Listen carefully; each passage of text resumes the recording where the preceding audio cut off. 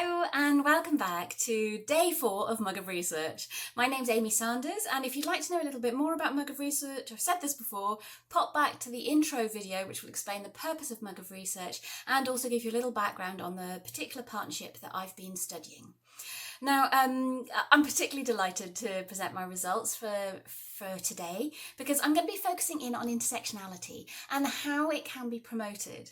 And I think this is really exciting to really explore because I think Wales has an opportunity to really advance intersectional practices within its policy making. And so I'm really pleased that I'm getting a chance to share my results with you. What I'm going to be doing is really starting by recognising that actually intersectionality is somewhat under-theorised, and in terms of understanding how we can apply intersectionality into practice, you know, that practical way that intersectionality can really inform our policy making, there's very little that's understood about how that can actually be achieved. So the notion of intersectionality has been around for some time, but it's a relatively new concept within equalities, and it's really taken equalities theory by storm. But interestingly enough, there are very few examples of intersectional practices that are found across Europe. So a study's been done by Christian et al. That really looks at all of the different examples of how policymaking might be being advanced in different European countries. And depressingly for the authors of that particular study, they found that there was a distinct lack of intersectional practices. Yet, Wales is quite well placed to develop a political environment that really nurtures intersectional practices in its policy making. And there's a number of reasons for that. And one of them, which I've mentioned before, is the Equalities Clause. So the Equalities Clause is part of the Government of Wales Act, and in it there's a commitment that's made by Welsh Government towards the advancement of equality of opportunity. But what's really exciting about the approach that Welsh Government takes is that they particularly focus in on a broad understanding of equalities. So they talk about equalities for all, and that really opens up our opportunities to consider how we can develop intersectional approaches to policy making. So what I've done is I've analysed the particular partnership that I've been studying to really consider how it might be promoting or constraining different notions of intersectionality. Now, in order to discuss this with you today, I hope you'll forgive me, I'm going to dive into a little bit of theory about intersectionality, because there's a lot that, although most people within the equality sphere have heard of the phrase intersectionality, there's much less is understood about these different notions of intersectionality that exist within theory. And I think you'd all appreciate the opportunity to learn a little bit more about that. So I'm going to give you a really broad introduction to these ideas of different notions of intersectionality. And please don't get lost in the theory. It will make sense to you when I start talking about how it might be relate to the way that we pursue equalities within policy making. So I should probably start, I think, by really looking at the definition of intersectionality. And of course, intersectionality came about thanks to a number of key theorists, particularly a woman called Kimberly Crenshaw. Now, what Kimberly Crenshaw did was really look at the intersections of 3 different equalities categories, and she was particularly interested in race and gender and class. And but actually since then there's been lots of different iterations of intersectionality. I'm going to share with you one kind of definition of intersectionality, which I'm drawing on from lots of different theorists to pull together. And I would say intersectionality focuses on the interwoven nature of equalities categories, recognising how they interact, but also in the way that they create complex experiences both between and within groups within equality strands. So I hope that gives a very broad understanding of intersectionality, but actually I find it's really helpful when you start to look at different types of intersectionality to really expand our understanding.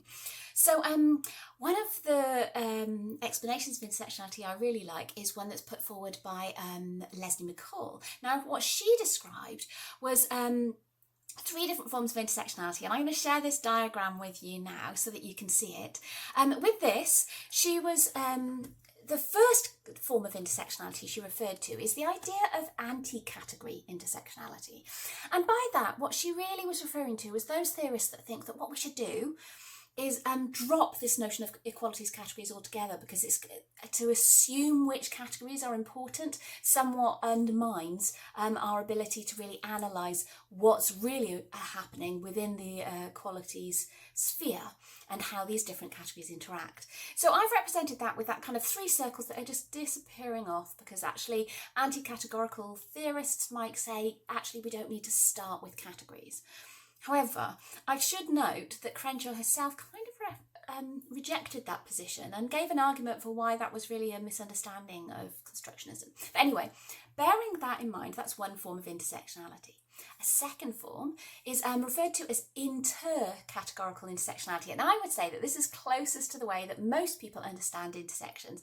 And you can see there I've got three overlapping circles, and I'm really interested in the intersections between those different ones. So inter-categorical intersectionality really refers to an analysis that really focuses in on the multiple inequalities between socially constructed groups. So it does allow for us to start with those original categories of different equalities, whether we're talking about gender or race or age or so forth, disability. My apologies for those categories that I have not mentioned yet. And then but it allows us to understand the intersection between those. Now there's a third form of intersectionality that's sometimes not really recognised, and I think it's really useful to see it. And in that diagram there, it's represented by one big circle with lots of little circles inside it. So that's referred to as intra-categorical intersectionality or intra-category. And what that really means is that within any one category or strand of equalities, actually what you might have are a number of different subcategories within it, and that those interact amongst themselves so that we can really focus in on particular intersections within a category. And I think it's really helpful to understand intersectionality when you see those three different forms put against each other. I hope that's useful for you, and it's going to come up in my findings that I'm going to share with you in a second. However, there's another distinction that most people forget about, and in fact many theorists have forgotten about, and it comes right back to Kimberly Crenshaw's original paper about intersectionality. She actually described two forms. But the first form is really well known and the second form is less well known. So here's another diagram to represent that, and you can see on the first one refers to structural intersectionality, which is quite close to how we, the majority of people, would understand intersectionality. It really recognises where one identity category can kind of amplify the disadvantage experienced by another. So you can see it's two overlapping circles there, and it's the intersectionality space in the middle. However, actually Crenshaw describes something also called political intersectionality. And by that, what she was really talking about was where one category can obfuscate or can marginalise another category. So there you can see how I've put one circle in front of the other. To really understand what we mean by that, it's really useful to hear Crenshaw's original example. She talked about feminist writing and how so many feminist writing is written from a position of the advantaged white feminist, and that this really isn't taking into consideration the particular experiences of race and the particular category of race, and so it really undermines our understanding of feminism with relation to people of colour. So you can see there how she's suggesting actually gender equality is really obfuscating race equality when it doesn't consider how those two interact. Okay, so I hope that's quite useful for you for broadening people's horizons and understanding of intersectionality. How does it fit into findings? Well, one really important finding that I had was actually this notion of an additive assumption. And what I mean there is really in reference to where people would say, oh, one equalities group really advances this idea of this issue that's really important, and then we add to that because a different equalities group tells us this idea of why that this issue is really important, and then we add to it. And what we're doing there is we're just adding one issue that's relevant to one equalities category and talking about a different issue that's relevant to one equalities category, and that's really neglecting to really understand the true nature of intersectionality, which is the interaction between those. So what I'm suggesting is that if you use that kind of explanation to explain what intersectionality is, then really you're missing the point of intersectionality. And there was a few people that gave examples of intersectionality where it was kind of missing that interaction. So just to be aware of that.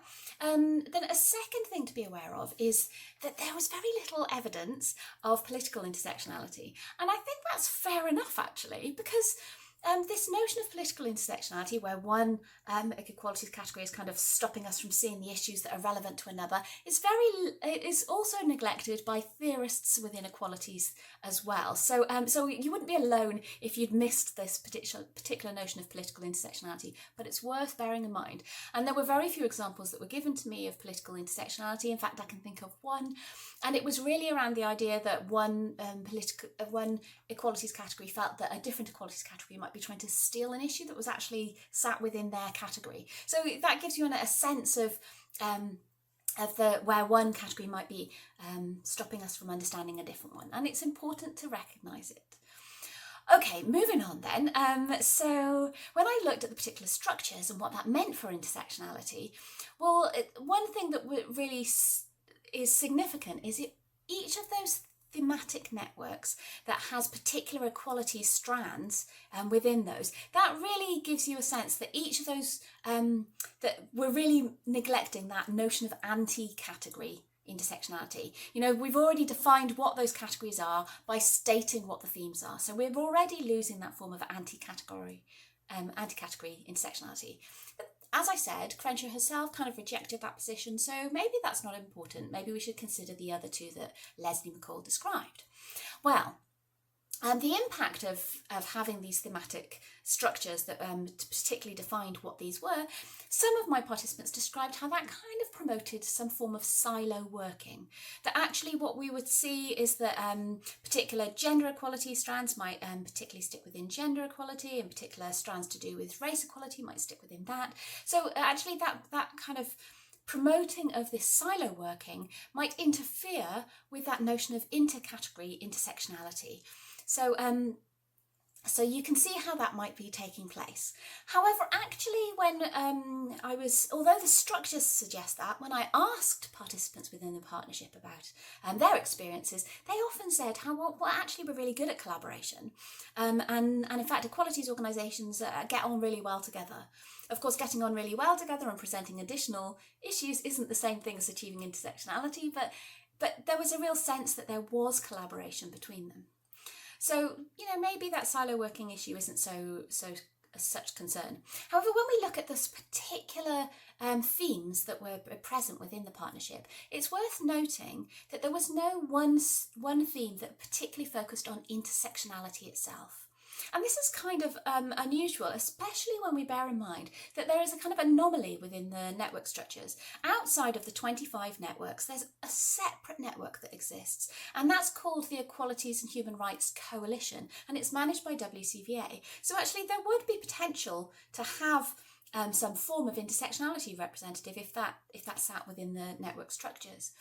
Interestingly enough, when you think back to Crenshaw's particular focus on class as one of the categories that she was really interested in, it's notable that actually there isn't currently a particular network that particularly focuses in on class or economic inequality.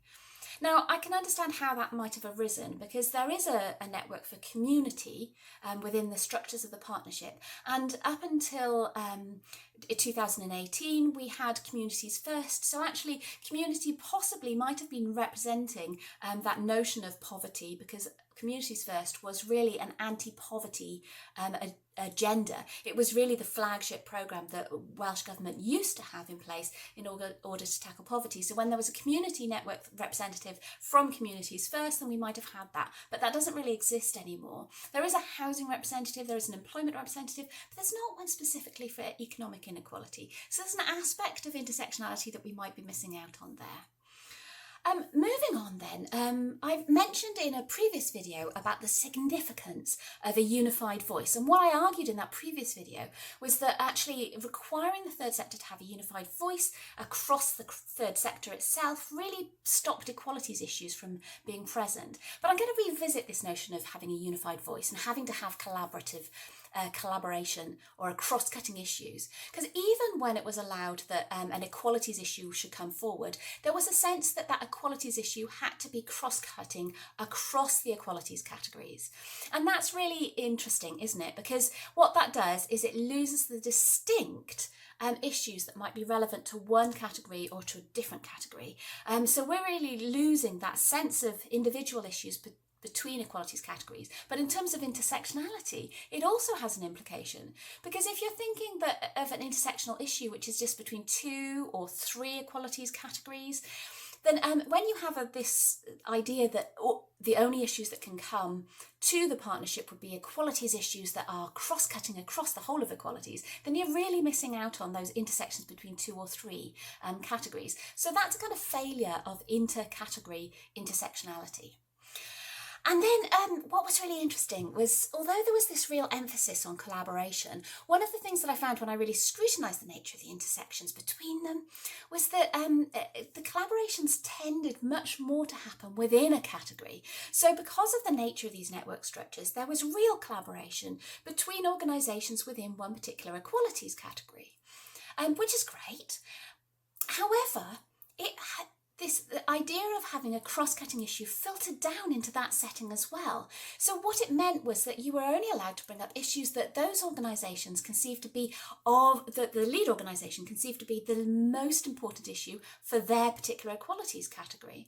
And so then when I was speaking to equalities organisations that had one very specific focus, then that tended to be neglected. Now, bearing in mind within, for example, the disability world, you might have a third sector organisation that's particularly focused on one particular aspect of disability, then you might be losing a particular element of the intra-category intersectionality there, where there's issues very specific to subgroups within one particular equalities category. So we can see there how the structures of the partnership play a role in impacting on intersectionality. Now, I'm running out of time and I want to give you some recommendations, and here they are. My recommendations are on the wall in front of me here, and one of them is that actually Welsh Government and WCVA could introduce an intersectionality themed network. So why not draw on the EHR Co and particularly and have an intersectionality representative from that. Another recommendation is actually you could look to have a poverty network, or a network that really focuses on economic inequality or class. So there's something to think about. Then a second recommendation I would make is that the existing equalities organisations involved within the partnership could really work together to explore the meaning of intersectionality a little bit more, and to recognise the different forms of intersectionality and start really thinking about how Wales can be leading in innovations enabling intersectionality into policy making, bearing in mind those different forms of intersectionality. Finally, my third recommendation is actually with this idea of the third sector presenting a unified voice, this should not be, I've said this before, this should not be an overarching criteria by which the third sector government partnerships agenda is decided. Because it undermines the value of the thematic networks, which that's an argument I've made before, but actually also equality organisations really need to resist it, because it creates an institutional norm that tends to silence the equalities voices as a whole, as divergent voices between equalities strands and within them. Okay, so I'm going to stop there because I would like you to get on with the rest of your day. I hope this has been informative about intersectionality in practice, and I look forward to sharing my findings on day 5 of Mug of Research. Thanks very much.